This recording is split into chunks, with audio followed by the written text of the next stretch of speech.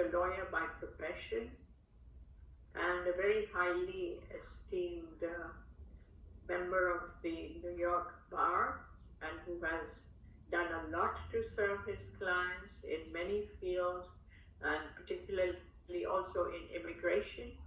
And he is one who is so devoted to his sense of duty and being an ideal son of our Lord, that I would just like to tell you two instances.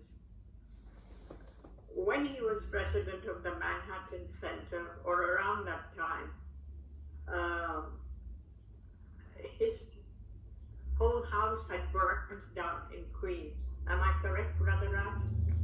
He almost lost everything. It was mostly it was smoke damage. It was inhabitable for about 10 months. Yes. Yeah, but what I'm saying is he lost so much, and anybody under those circumstances would have been so perturbed. But Brother Raj used to address us, in spite of that, with great equanimity and endurance and courage, and always very hopeful and cheerful that he is. And the second one is that as president of the Manhattan Center, he used to come early, set up the layout, but what was so touching for all of us is that he stood at the door for the entire duration, from start to end, inviting all the devotees and guests who came in, and that was in the Baptist church. So we would like to record our deep appreciation to you. And now today his main direction is to be an envoy of peace, as you see from his name, BrotherOneness, and he has many titles, and on his Facebook and charts and Instagram and whatnot, a whole plethora of wonderful, inspiring phrases. So thank you for setting the way, and we have two wonderful leaders, current president and past president, to tell us the way that is before us, and particularly when we have tensions and situations that are challenging in our lives. Thank you for being with us. Now, brother, carry on, Brother Prabha. Thank you very much, Vera. That was very kind of you. And so with this, we'll move on. Brother Raj, you take over from here. Okay, Namaste Sairam to everyone, all the divine beings. We are all part of the same instrument. We are part of that universal consciousness. Sai has acknowledged that as saying that I am God, I know it. You are also God, you don't know it. And he had come on this earth to light the lamp of love so that it shines brighter and brighter each day. So all Swami expected from us was, he always said, are you happy? Are you happy? And even most highly accomplished scientists, wealthy business people, that's the only question I ask. All I want from you is to be happy. So the conflicts is a fundamental roadblock in our pathway to experience happiness, joy, bliss, all that. That is directly related to the body identification. What struck me most was the 85th year of Swami's sojourn on this planet. The theme for the whole year was God is, I am I. And the last discourse, he always said, he emphasized, develop Atma Abhimana, develop Atmic awareness, soul awareness, and not Deha Abhimana, not body identification. So conflicts happens because we have our likes and dislikes. And then to take Swami's teaching to heart.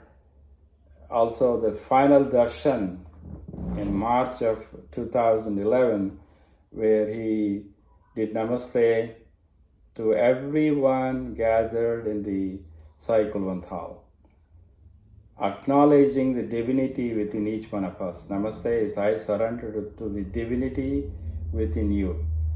And also saying goodbye, get away from the form identification, go to the formlessness, go to the teachings I have left with. Swami is happy when we are practicing his teaching of love all, serve all.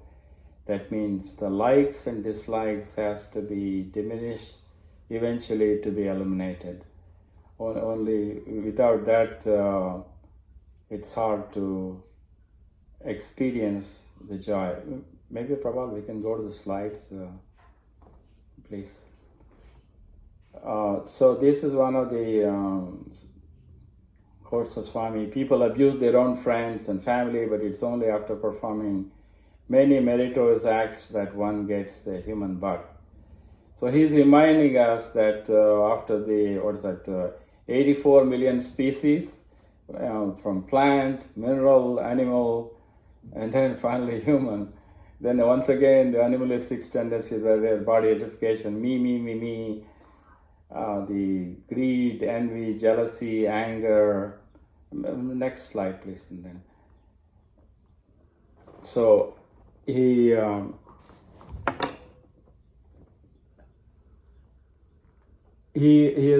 Swami is saying here, the wavering of intelligence of man that is lost is one-pointedness, and purity is responsible for all the conflicts that are prevalent today. Anyway, as a background, I laid out the main what Swami expects from us. Number one. Number two, why we have conflicts, body identification.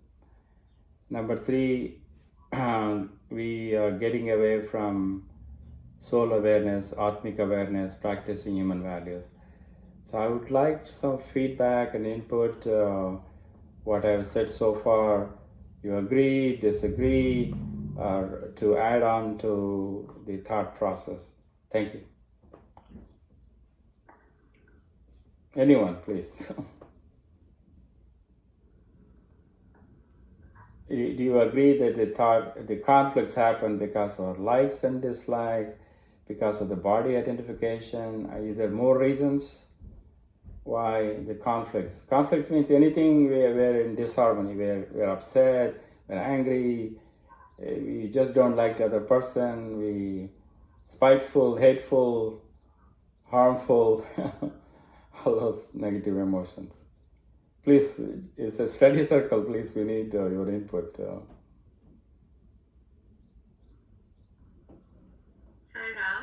Sairam, Sister Rita, yes. Thank you, Brother Raj and Brother Prabhat.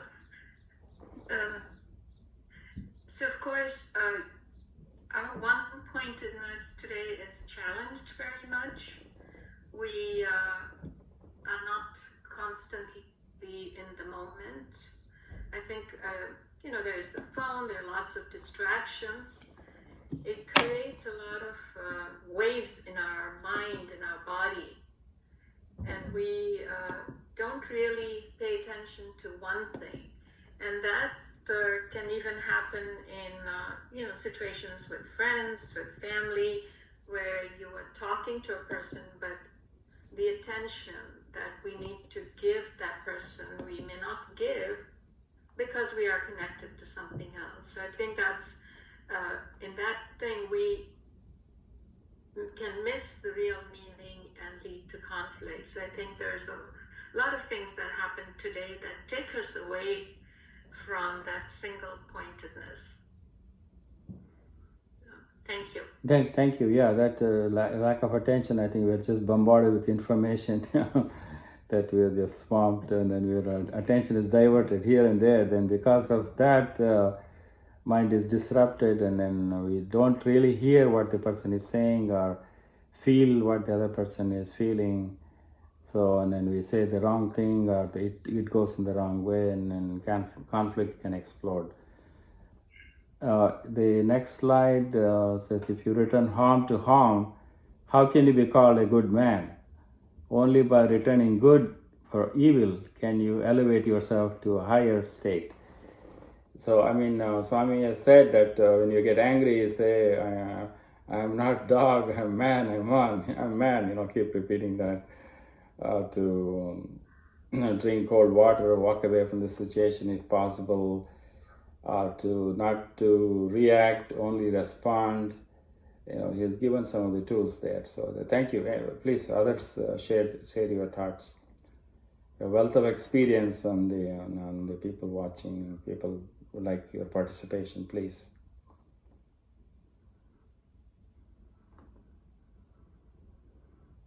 Say that Sarita's point, and also the slides you presented, she talked about the various distractions and diversions in our lives, and the very pressing issues which impinge on us.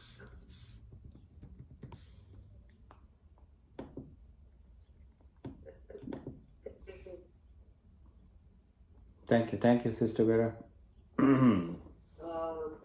What are some of the what are some of the different types of conflicts? Is it anything disturbing our mind, or something broader than that? Maybe we can talk about that.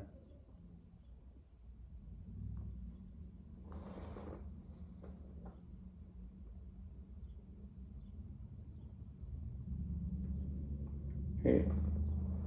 While you are thinking, you'll read the next quote. Baba said, learn to let all the conflicts spanned by the mind play themselves out and cancel each other out. Be the witness to the Holocaust. The ultimate solution to the conflict is not decision or even a choice, but passive being. Dare to remain inconclusive. I like that. Dare to remain inconclusive. I mean, we in the past we have talked about voicing our opinion. If we don't voice our opinion at the appropriate time, we are participating in the atrocity. So I mean, Swami's teaching is always full of controversies. It's the one we have to take it to as it applies to each one of us, and then our situational. What brings us peace of mind. That's the key, I would say. Sairam, maybe Prabal, maybe you can take it over from. Actually, it's one more slide here. Okay. Yeah, this is this is the key. I think causeless happiness alone is bliss. In other words, when you feel happy, ask yourself why I'm happy. If you find a reason, that is not a permanent happiness. Only Sat, being, Chit, awareness, and can result in Ananda, bliss. Being, awareness, bliss, always in Baba. Happiness is union with God. We've heard that many, many times. So, you're saying there's no reason for happiness, no season for happiness, you just be happy, because the soul is that, is the last part, bliss, that we the ecstasy, or the moments of when we, to me at least, sometimes when I hear the bhajans and you kind of lost train of thought and you totally absorbed in that moment, maybe sometimes the tears start flowing for no reason, just being thankful, being gratitude. So I've touched on what Swami expects us to be happy, and then these discomfort or the troubles, or anything which disturbs our mind, we have to walk away from that. So part of it is moving away from body identification. Swami has given us many tools, 9-point of code of conduct, 5 human values, devotional singing, service activity, path of self-inquiry, all that to be an observant, be that eternal witness, to transcend beyond the five koshas, the five bodies, the Annamaya kosha, Pranamaya kosha, Vijnanamaya kosha, Anandamaya, I forgot one more there. This Anandamaya kosha, that's the bliss sheet. Like when you're deep sleep, then we are totally at that stage when there is no animosity, there is no conflict, there is no disruption, just that union with the divine, worship by many names, Allah, Buddha, Jesus, Mahavira, all names, all forms, Swami says, is his and it goes to him. So I think Brother Prabhupada is going to share some conflict situation. Perhaps you can add on to what I have said, and then I'm going to stop. Sairam. Okay. All right, Sairam.